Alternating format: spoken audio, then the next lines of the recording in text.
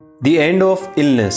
दोस्तों, हम सभी हेल्दी रहना चाहते हैं, पर हेल्दी रहने के बारे में विचार करना कंफ्यूजिंग हो सकता है, क्योंकि मीडिया के मुताबिक स्वस्थ रहने के लिए हमें अदरक, हल्दी, विटामिन, बादाम और कई अन्य फूड आइटम्स खाने चाहिए दोस्तों। पर असल में ये सब ना केवल हमारे बजट को बिगाड़ सकते हैं, बल्कि इनके कारण हमें खराब डाइजेशन का भी सामना करना पड़ सकता है। तो आइए दोस्तों, आज कुछ हेल्दी रहने के मिथ्स और ट्रिक्स को जानने में थोड़ा समय लगाएं।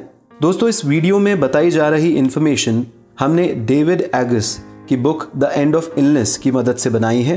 तो आइए शुरू करते हैं। दोस्तों, हमारा शरीर इतना कॉम्प्लिकेटेड है कि ये सिंपल सॉल्यूशंस या एक जैसे ट्रीटमेंट्स को लेकर भी कैंसर जैसी लंबी चलने वाली बीमारियों को रोक नहीं सकता है। स्वस्थ रहने के लिए सबसे पहले हमें यह स्वीकार करना पड़ेगा कि हमारी ह्यूमन बॉडी के लिए रिस्क लेना ज़रूरी है, क्योंकि हमारी बॉडी इतनी कॉम्प्लेक्स होती है दोस्तों कि प्रॉब्लम के लिए दिए जा रहे किसी ट्रीटमेंट की वजह से हमारी बॉडी के किसी दूसरे पार्ट को नुकसान पहुंच सकता है। ज़्यादातर लोग बड़े मन से हेल्दी रहना चाहते हैं और वो बीमारी से डरते हैं।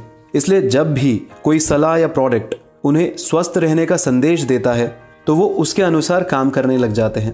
पर हम भूल जाते हैं कि स्वस्थ रहने पर की गई स्टडीज़ और हेडलाइंस पूरी तरीके से सच नहीं होती है।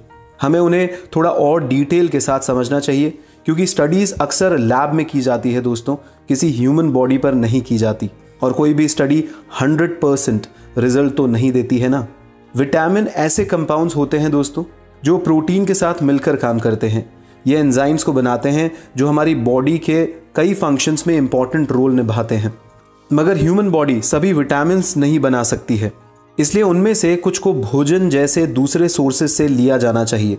माना कि हमारी हेल्थ के लिए विटामिन इंपॉर्टेंट है दोस्तों, लेकिन बहुत से लोग उन्हें बहुत सीरियसली ले लेते हैं। हाँ, इसलिए तो इतना सप्लीमेंट का बाजार बूम पे है दोस्तों।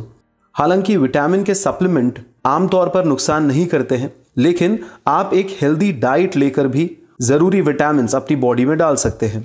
दुर्भाग्य से टेक्नोलॉजी ने हमारे कामों को और आसान बना दिया है दोस्तों, जिसकी वजह से हम एक्सरसाइज नहीं कर पाते हैं। इसके कारण हम घातक बीमारियों की चपेट में आ जाते हैं।